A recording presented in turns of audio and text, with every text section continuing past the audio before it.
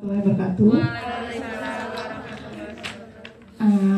Pertama-tama saya ucapkan terima kasih untuk Teh Yeni atas waktunya selama 3 hari ini, jauh-jauh datang dari pulau seberang ke pulau kami di Kalimantan. Walaupun awalnya mungkin agak menegangkan ke pulau Kalimantan ya Teh ya, tapi tenang, kami orangnya bersahabat kok Teh. Kesan pertama saya selama 3 hari implementasi kurikulum Merdeka sama Teh Yeni. Yang pertama, ternyata IKM itu tidak sesulit yang orang-orang bayangkan gitu. Karena selama ini kan banyak sekolah-sekolah yang sampai ada statement kan yang ya paling juga ganti menteri, ganti kurikulum lagi kayak gitu.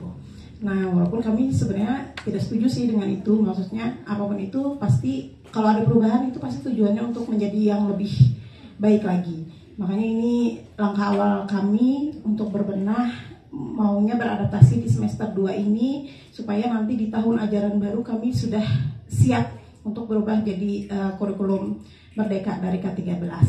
Dan kesannya itu, jadi saya sebelumnya sudah pernah ikut BIMTEK untuk implementasi kurikulum Merdeka, tapi ya itu mungkin sudah disampaikan sama Bu Yuli ya, tidak terjamah Teh kalau untuk yang PAUD. Jadi banyak contoh-contoh itu yang diberikan itu lebih ke sekolah dasar Teh, jadi sudah masuk ke fase A, fase B. Nah, sedangkan yang PAUD ini kan fase fondasi. Mungkin karena kita tidak tahu ya apakah keterbatasan dari narasumber dan lain sebagainya.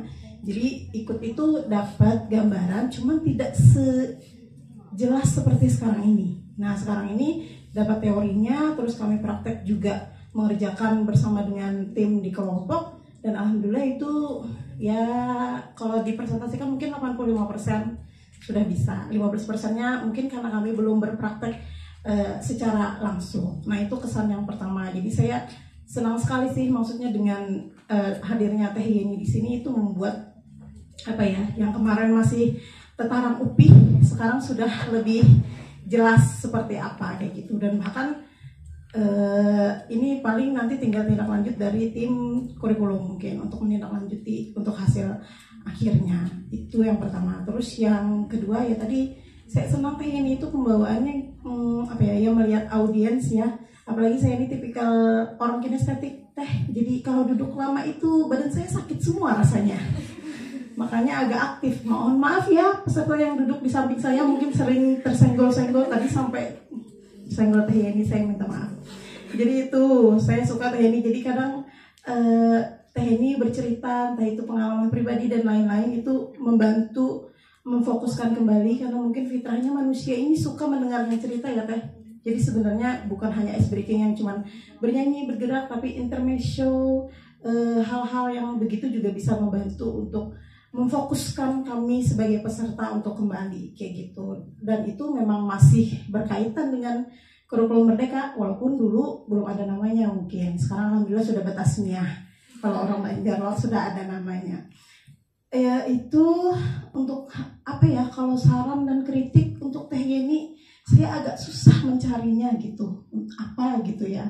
Cuman mungkin apa ya, pokoknya Teh Yeni itu sangat menarik bagi saya ya. Apalagi begitu jelita orangnya, lemah lembut, pembawaannya mungkin beda karakternya sama orang Banjar ya. Orang Banjar agak tegas-tegas kalau ngomong, agak ngegas.